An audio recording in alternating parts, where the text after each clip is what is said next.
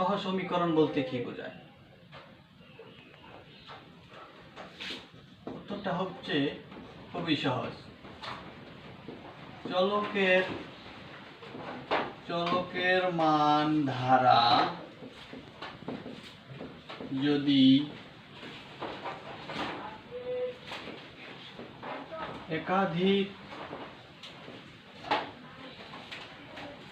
সমীকরণ সিদ্ধ হয়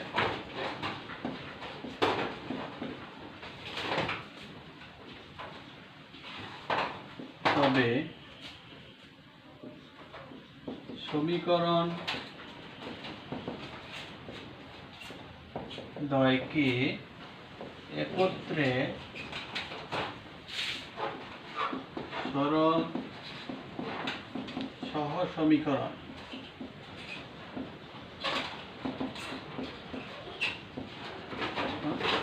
বলে। আমি আবার বলতেছি, চলকের মান ধারা যদি একাধিক সমীকরণ সিদ্ধ হয় তবে সমীকরণ দ্বয়কে একত্রে সরল সমীকরণ বলে।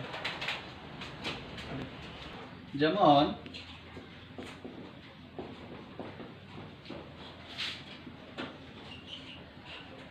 x plus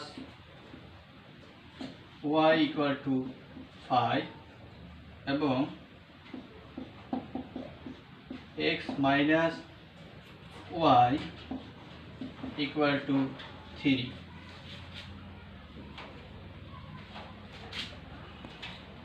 এখানে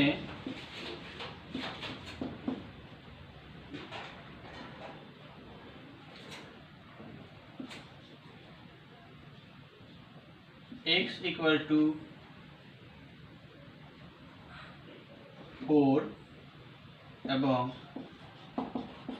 y equal to 1 এই মান দুটি উভয়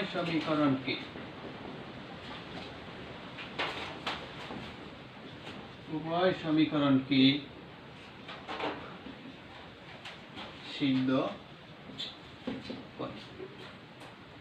এ কারণে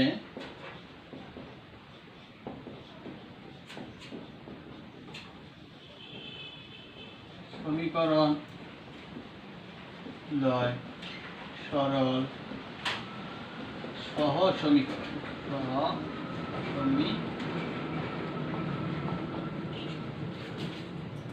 তোমরা দেখতে পাচ্ছ x plus y equal to 5 এবং x minus y equal to 3। এখানে x এর মান 4 এবং y এর মান y ধরা হলে উভয় সমীকরণ দুটিকেই সিদ্ধ করে। এই কারণে সমীকরণ দ্বয়কে একত্রে বলা হয় সরল সমীকরণ। এখন আমরা সরল সমীকরণ অধ্যায়ের দুটি গুরুত্বপূর্ণ পদ্ধতি, যেই দুটি পদ্ধতির মাধ্যমে আমরা সরল সমীকরণের সমাধান করে থাকি, সেই দুটি পদ্ধতি আলোচনা করা হবে। সমাধান করার দুটি পদ্ধতি হলো প্রতিস্থাপন পদ্ধতি এবং অপনয়ন পদ্ধতি। তোমরা দেখো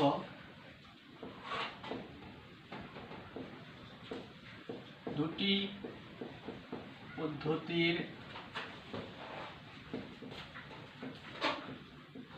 মাধ্যমে আমরা এই অধ্যায়ে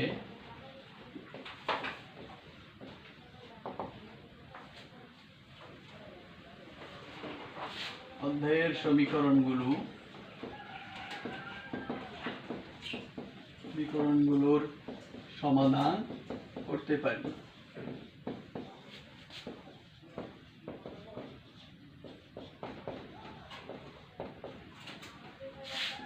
পদ্ধতি দুটি হলো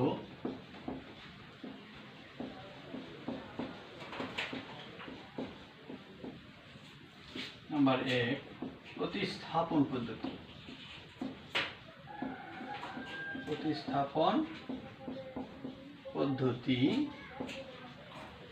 আর 2 হচ্ছে অপনয়ন পদ্ধতি।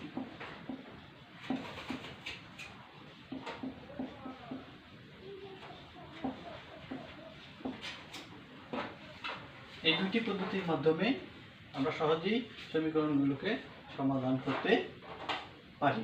তো প্রথমেই আমরা প্রতিস্থাপন পদ্ধতি নিয়ে আলোচনা করব, কিভাবে আমরা প্রতিস্থাপন পদ্ধতিতে অঙ্কগুলো সমাধান করতে পারি। এই পদ্ধতি সহজেই করার জন্য কয়েকটি ধাপ অনুসরণ করা প্রয়োজন। তাহলে শিক্ষার্থীরা, তোমরা 1 নম্বর ধাপটি দেখতে পাচ্ছ, যে কোনো সমীকরণ থেকে চলক দুটির একটির মান অপরটির মাধ্যমে প্রকাশ করি। অবশ্যই তোমরা সপ্তম শ্রেণীতে দেখেছ যে একটি সমীকরণ হলেই সেখানে সমীকরণগুলোর মান নির্ণয় করা যেত, কিন্তু প্রতিস্থাপন পদ্ধতিতে সমাধান করতে হলে অবশ্যই দুটি সমীকরণ থাকতে হবে এবং সেখানে দুইটি সমীকরণ থেকে চলক দুটির যে কোনো একটির মান অপরটির মাধ্যমে প্রকাশ করতে হবে। দ্বিতীয় নাম্বার ধাপ, অপর সমীকরণে প্রাপ্ত চলকের মানটি স্থাপন করি এবং এক চলক বিশিষ্ট সমীকরণটি সমাধান করি। অর্থাৎ 1 নাম্বার ধাপ থেকে যে মানটা আমরা পাবো সেই মানটা অপর সমীকরণে বসাইতে হবে। 3 নাম্বার ধাপটি হচ্ছে দ্বিতীয় ধাপে যে এক চলক বিশিষ্ট সমীকরণটির সমাধান পাওয়া যাবে সেই মানটি প্রদত্ত দুইটি সমীকরণের মধ্যে যে কোনো একটিতে বসিয়ে অপর চলকের মান নির্ণয় করি। তাহলে আমরা এখন প্র্যাকটিক্যালি কিভাবে প্রতিস্থাপন পদ্ধতিতে সমাধান করতে হয় সেটা তোমাদেরকে দেখাবো।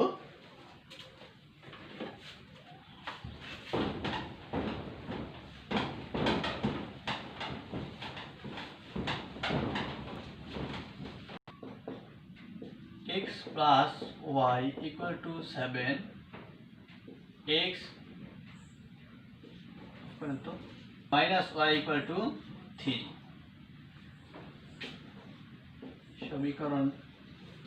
সমীকরণ দ্বয়কে প্রতিস্থাপন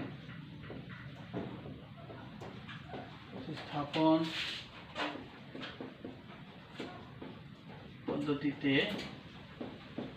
সমাধান কর। তাহলে বলছে যে দুইটা সমীকরণ দেওয়া আছে, একটা হচ্ছে x plus y equal to 7 এবং অপরটি x minus y equal to 3। এই সমীকরণ দ্বয়কে প্রতিস্থাপন পদ্ধতিতে আমাদেরকে কি করতে হবে? সমাধান করতে হবে। যাই হোক, এখন শুরু করা যাক সমাধান।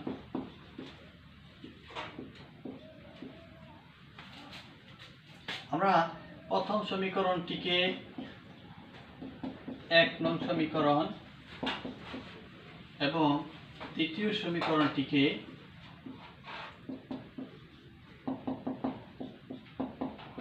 2 নং সমীকরণ ধরে নিব। এখন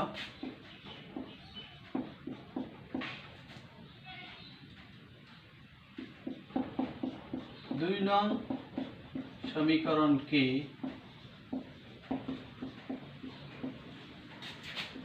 পক্ষান্তর করি পাই। আমাদের 2 নং সমীকরণটা কি ছিল? x minus y equal to 3। আমরা যদি এটাকে পক্ষান্তর করি তাহলে কি হয়? অতএব x equal to y plus 3। একটা জিনিস বোঝার বিষয় হচ্ছে, সমানের বাম পাশে y এর আগে আছে মাইনাস চিহ্ন, সেটা সমানের ডান পাশে চলে যাওয়াতে কি হয়েছে? প্লাস হয়ে গেছে।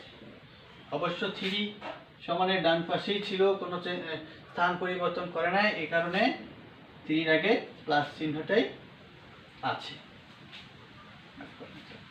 সমীকরণটি পেয়েছিলাম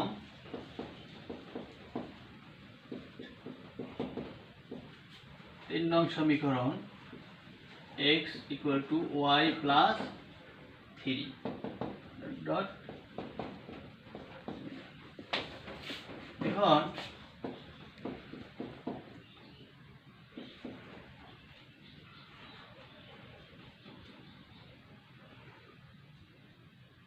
এক নংয়ে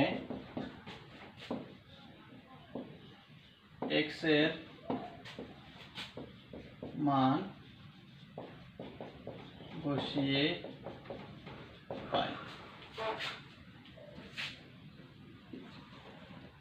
x plus y equal to 7 বা এখানে আমাদের 3 নং সমীকরণটা আছে x equal to y plus 3। তাহলে আমরা x এর স্থানে y plus 3 লিখব। তাহলে y plus 3 plus y equal to 7 বা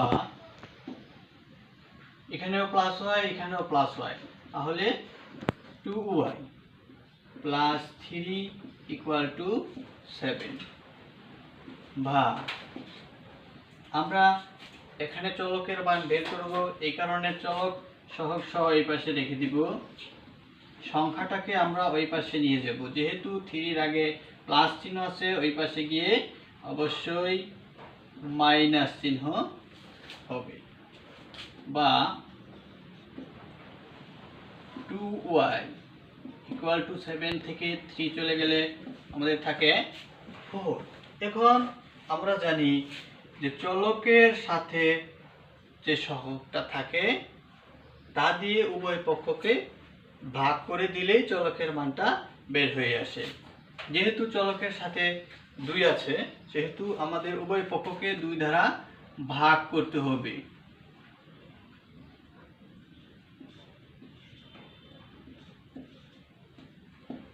অতএব y equal to 2। তাহলে শিক্ষার্থীরা আমরা y চলকের মান 2 পেলাম। এখন আমরা x চলকের মান বের করব। এবার y equal to 2 এই মানটাকে আমরা 3 নং সমীকরণে বসিয়ে x এর মানটা বের করব। তাহলে y এর মান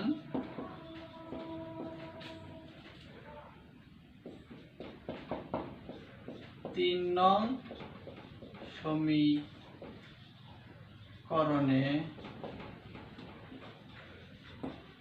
বসিয়ে অপর চলক x এর মান নির্ণয় করি।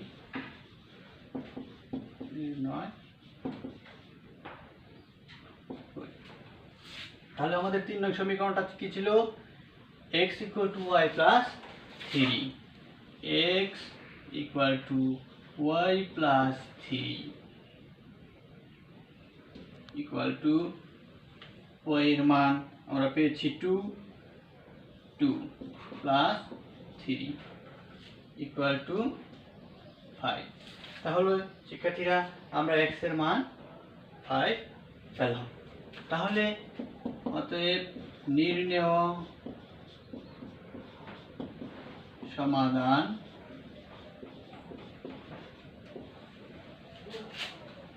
x, y equal to, এখানে খেয়াল রাখতে হবে যে প্রথমে x এবং তারপর y দেওয়া হয়েছে। তাহলে x সমান আমরা পেয়েছি 5 আর y সমান আমরা পেয়েছি 2। আমাদের প্রতিস্থাপন পদ্ধতিতে সমাধান হয়ে গেল। আরেকটা সমীকরণের সমাধান করলে তোমরা পুরোপুরি বুঝতে পারবা। দেখো x plus 2y equal to 9 এবং 2x minus y equal to 3। এই সমীকরণটিকে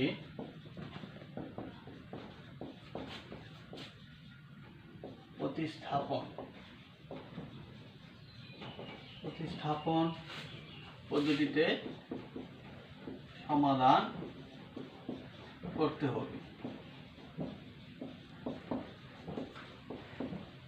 হচ্ছে